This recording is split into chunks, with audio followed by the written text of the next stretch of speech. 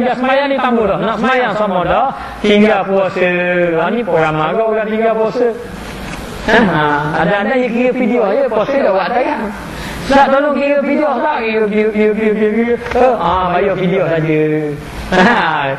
Video puasa kena ganti. Puasa kena ganti. Jadi ada masa sikit kita pun berapa ni kita pun puasa lah. Puasa. Jadi supaya kita terhapuslah dosa yang kita tinggal.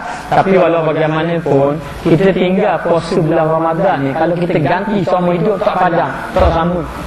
Tapi daripada kita mati dalam keadaan berhutang dengan Allah, maka kita kena utamakan hutang dengan Allah. Mana-mana yang ada dosa, yang ada tinggal puasa, dia kena bertaubat dan dia mengqadakan puasa dia. Baik dalam setahun sebulan dia puasa. Kalau setahun puasa, kalau setahun puasa, dah gunanya kena qada. Jadi nak beritahu qada. Jangan menangguh-nangguhkan. Dan juga zakat, mana-mana yang ada kadang-kadang dia meniaga, dah bertahun-tahun meniaga tak bayar zakat, kira balik semua, bayar ke zakat. Bayar zakat. Kemudian dia kata dan kafarah, mana-mana ada hutang kafarah selesaikan dulu. Ataupun lainnya, banyaklah benda-benda wajib yang kita tinggalkan berdosa, maka wajib kita qada. Maka hendaklah engkau qadakan. Apa makna qada? Qada maknanya ganti. Ganti barang yang sedapatnya daripadanya, setakat mana yang kamu mampu. Jadi tak dapat tidak, kena qada sembahyang. Latih anak kita umur 15 tahun dia ada dah sembahyang. Dah jadi orang dah sembahyang.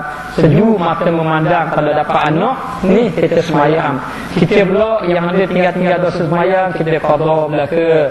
Dah orang tanya ustaz, pernah ditanya oleh seorang Allah, dia kata saya tinggal banyak tapi saya tak ingat dah lama mana. Maka saya pun kata gini, kita ambil yang yakin kita, kalau boleh lebih sikit andai kata puasa 2 tahun ke 3 tahun, biar 3 tahun setengah lah qada. Biar lebih sikit pun tak apa.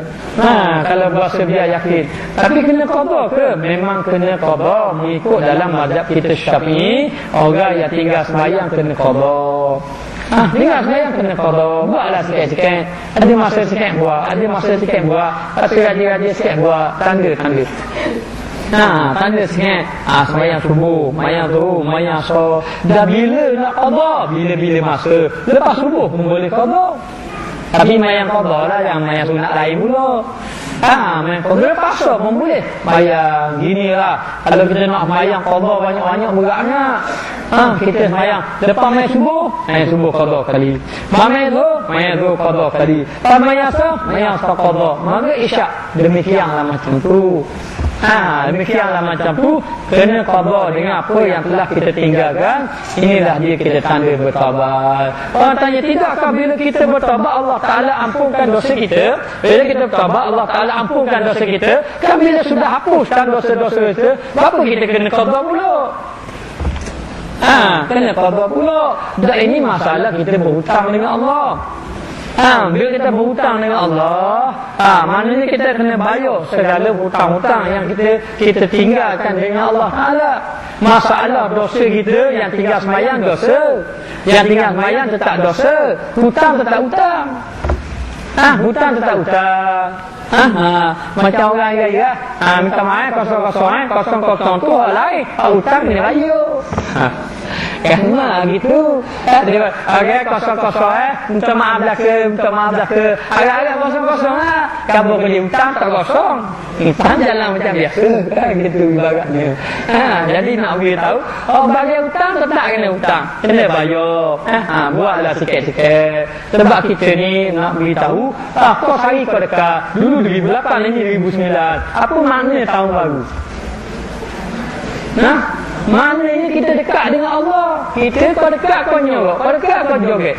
Allah, tak faham sungguh. Kita semakin dekat dengan Allah Ta'ala, semakin hari semakin dekat dengan Allah, semakin hari semakin dekat. Baik awak muda, baik awak tua, supaya je. Bila sampai saja ajal, idza jaa ahadakumul maut fala yastakhiruna sa'atan wala yastaqdimun. Apabila datang saja ajal, Allah Ta'ala tidak melewatkan kalau satu saat, Allah Ta'ala tidak mendahulukan walau satu saat. Siapa masa mati belaka. Mati belaka. Bila mati, mengapa kita bawa? Allah Ta'ala tanya atas muka dunia pakai kereta dia dah. Rumah apa dekat dah? Isteri apa orang dah? Dah tanya, anak apa orang dah tanya. Yang tanya ialah amalan kita yang kita bawa. Kita ni taubat dah dosa kita buat. Kita ni semayang dah yang Allah Ta'ala wajibkan kita. Kita ni keluar zakat dah. Puasa-puasa yang Allah Ta'ala pentol ni kita buat dah. Ni yang penting ni. Ini hak penting. Baik, kita tengok. Ini yang pertama, kita kena taubat di atas kewajipan yang kita tinggal daripada Allah Ta'ala. Kena buatlah setelah kita bertaubat kepada Allah. Dan yang kedua, dosa antara kamu dan di antara Allah. Antara Allah seperti minum khamar. Apa makna khamar? Minum arak. Sedangkan dalam Quran kata, ya ayyuhallazina amanu innama khamru wal maisir. Sesungguhnya arak dan judi, wal azlam wal ansar rijsun min amali syaitan. Azlam dulu ke ansar dulu? Maknanya arak, judi, tenun nasib, sembah patung berhala. Wal ansar wal azlam, tenun nasib, sembah patung berhala, rijsun min amali syaitan. Keji amalan syaitan, fajtanibuhu, hendaklah tinggalkan. Jadi kita dosa dengan Allah. Apa dia? Dosa minum arak. Na'udzubillah min zalik. Siapa yang minum arak, sama ada sekali minum ke, sepitik ke, katanya sekali teguk arak, kalau tak silap saya lah, ataupun satu titik 40 hari tidak diterima ibadat dia. Andai katalah, kalaulah satu titik orang tak minum setitik, kalau satu teguk orang tak minum seteguk. Bila orang minum arak saja, maka amal ibadat dia tidak diterima oleh Allah Subhanahu wa Ta'ala. Jadi jangan minum arak. Dan juga memukul serunai. Pukul serunai. Serunai orang tak pukul, ustaz orang tiup. Dan dalam ni pukul, bini nak khabar bermain alat muzik. Main alat muzik ni haram. Kita tak boleh. Menurut Syekh Nuruddin Al-Makki mengatakan ulama-ulama salaf, ulama-ulama terdahulu tidak menerima, tidak mengharamkan alat-alat muzik. Dalam satu kaedah, ma'adda ilal haram fahuwa haram. Benda yang membawa kepada haram maka haram. Jadi alat-alat muzik disebut dalam hadis akhir zaman yang menyebabkan orang turun bala apabila alat-alat muzik dipermainkan, kemudian artis-artis disanjung, ulama-ulama dihina. Ini sedih. Ulama-ulama, orang hina ulama. Orang hina ulama tapi penyanyi-penyanyi Allah. Kalau kita tanya ulama, awak kenal tak ulama ni? Syekh Mutawalli Syahrawi, Syekh Nuruddin, tak kenal. Mawi kenal lalu. Siap ini kau tahu apa bulan? Yang mereka tahu. Kau tahu tak ke? Jadi nak beritahu, biar kita kenal ulama. Kita kenal dalam diri kita dan anak-anak kita. Biar kita kenal Nabi, kisah Nabi kena tahu. Lepas pada tu kena tahu sahabat-sahabat Nabi. Sahabat-sahabat Nabi dia kena tahu ulama-ulama. Kerana golongan yang boleh beri syafaat kita dekat negeri akhirat, yang pertama Nabi-Nabi, yang kedua orang mati syahid, syuhada, yang ketiga ulama-ulama. Lepas tu kita kena duduk dalam majlis-majlis ulama, kena jumpa ulama. Lalu saya pergi cari ulama. Ada Yaman, saya pergi Yaman. Ada kat apa ni, dia turun sini, kita pergi nak pergi jumpa dengan ulama-ulama. Sebab kita tahu dah kita bukan ulama, kita pun bukan orang alim. Dia nak tumpang dia, sekurang-kurang kita jumpa dia, Syekh, tolong doakan saya. Tolong doakan saya tak ada ilmu tapi nak dakwah orang. Saya nak tengok orang jadi baik belaka. Jadi tolong doakan saya biar saya jadi baik, dan tolong doakan saya supaya saya dapat membantu agama Allah Ta'ala. Nak jadi ulama, saya bukan ulama. Kalau orang kata saya ulama, kita beza ulama. Saya ni ustaz kapung pun jadi kedok kapung. Maknanya dia nak beritahu kita kena belajar ilmu agama. Dan ulama yang beritahu kita hukum ni haram, hukum ni halal. Minum arak boleh tak? Boleh. Main alat muzik haram kata ulama. Jangan ada alat muzik dalam rumah kita. Kecuali orang main anak-anak kita tu lah. Belum balik, tak apa. Ada orang lepas aku. Ni dalam rumah kita kalau boleh tak getar perkara. Kita kapok tu. Kalau boleh duduk piano. Duduk piano. Kompang ada ulama mengkhususkan dia. Tetapi ada ulama mengharam juga main kompang dalam masjid dalam surau. Ada ulama mengharuskan dia kalau kompang itu digunakan untuk selawat pagi, digunakan untuk memuji. Tengok ulama yang soleh, dia tidak suka kepada alat muzik. Dah tak boleh lah, tak nyanyi-nyanyi lah. Sebab manusia ni dia ada naluri. Saya cakap lah, baik pakai jurah ke, sebab dia ada naluri, dia suka kepada orang semuanya. Maka dalam Islam dia beri hiburan. Boleh nak nyanyi-nyanyi. Kita ada lagu selawat Nabi, nasib, mengaji Quran. Disebut dalam hadis zayyinu asfarakum bil Quran. Dalam riwayat lain zayyinul Quran bi aswarikum. Maka dia kata hiaskan Al-Quran dengan suara-suara kamu. Kata Syekh Nuruddin, nak nyanyi boleh, tapi tak ada lagu, tak ada muzik. Nyanyi lah. Saya tak nyanyi hujan turun tu. Nyanyi kalau turun lebat lagi, balik-balik lah kami ke jalan. Jadi apa dia tahu, nyanyi lah, kita boleh nyanyi, tapi saya alat muzik lah. Jadi mana lah. Kemudian nyanyi pun tengok seni kata. Kalau seni kata puji-puji orang, Allah, tidak digalakkan dalam Islam. Kita puji orang, puji nama orang. Orang lelaki puji nama orang perempuan, orang perempuan puji nama orang lelaki. Ada orang nyanyi lagu puji orang lelaki? Tak ada biasa. Tapi kalau puji orang perempuan ada. Jadi main-main alat muzik ni tak boleh. Tidak boleh. Dosa tinggal. Saya jumpa orang, saya dulu di Kuala Lumpur dulu. Saya rasa belak orang tu. Dia selalu bang subuh. Tapi masa kebudayaan ni mereka kata dia kata dulu itu takut orang sugan apa. Ada kadang-kadang masa kita duduk asrama tu, dia ada lorong tu.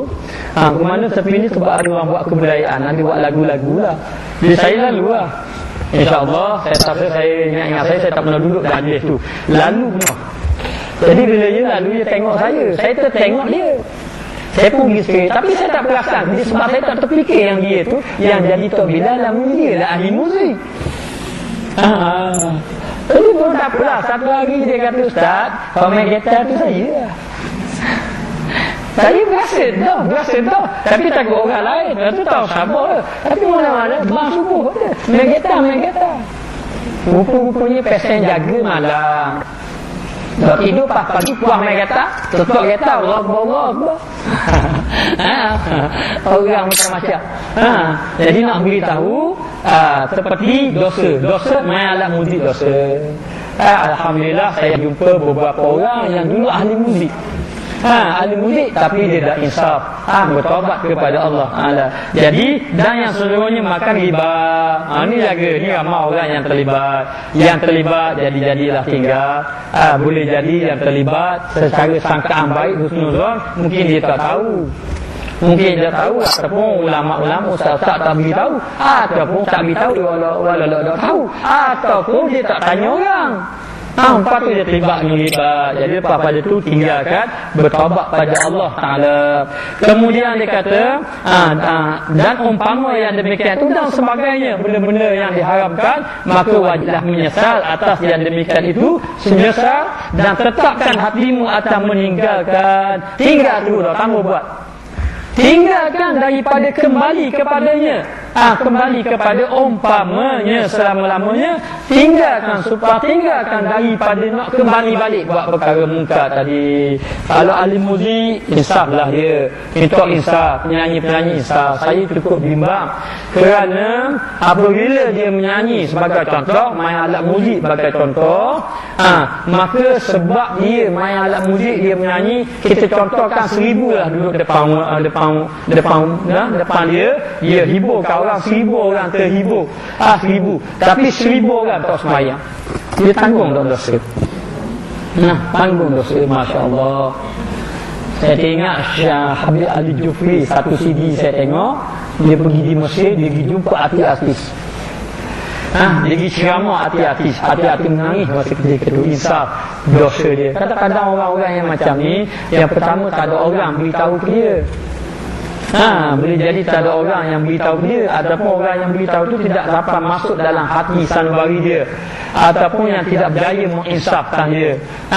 Jadi nak beritahu cukup dosa. Jadi bertaubat pada Allah. Tinggalkan ramai penyanyi-penyanyi yang sudah insaf, telah bertaubat dan kembali kepada Allah Subhanahu wa taala. Maka dia kata, tetap dalam hati menyesal, menangis, minum arak, tinggal minum arak, kembali baik pada Allah. Dulu minum arak, duduk kat kelab-kelab malam, dan ni duduk kat masjid surah. Dulu jadi ahli muzik, duduk atas petah, ni duduk atas petah ceramah pula, ataupun petah mengajar. Ada dulu dia nyanyi, ni ceramah. Dulu dia nyanyi, ni dia mengajar. Ada orang boleh dua-dua, nyanyi boleh, mengajar boleh, berlakon boleh, jadi ustaz pun boleh. Ada pelakon daripada Kelantan tu, jadi ustaz lah pula, macam ustaz. Allah kita tengok orang hebat semua dia. Yang berlakon pula jadi dua. Jadi nak beritahu, kembali pada Allah, mari dekat kepada Allah Ta'ala, maka menyesal, tetap dalam hati, kembali pada Allah, bertaubat. Jadi akhir kata kita kena kembali pada Allah, bertaubat, dekatkan diri dengan orang-orang alim, masuk majlis ilmu, ingat pada Allah Ta'ala banyak, menyesallah di atas dosa yang kita buat, dan kita kena mengaku bahawa kita memang banyak dosa dengan Allah. Kita kena mengaku bahawa kita ni orang yang buat dosa banyak, dan kita minta pada Allah, ya Allah, ampunkanlah dosa kami, ampunkanlah dosa-dosa yang telah kami lakukan, dan kami berjanji ataupun kami berazam dengan pertolongan-Mu, ya Allah, beri pertolongan kepada kami, jauhlah kami, jadilah kami orang yang dapat meninggalkan maksiat dan menjadikan anggota kami anggota yang tunduk beribadat kepada Kamu. Yang ini kepada Allah. Jadi ingat, jangan lupa doa pada Allah, jangan lupa sentiasa merasa insaf, dan tengoklah dosa kita supaya kita kembali kepada Allah, dan sentiasalah kita berazam supaya kita tidak akan kembali lagi melakukan dosa yang telah kita lakukan. Wallahu a'lam.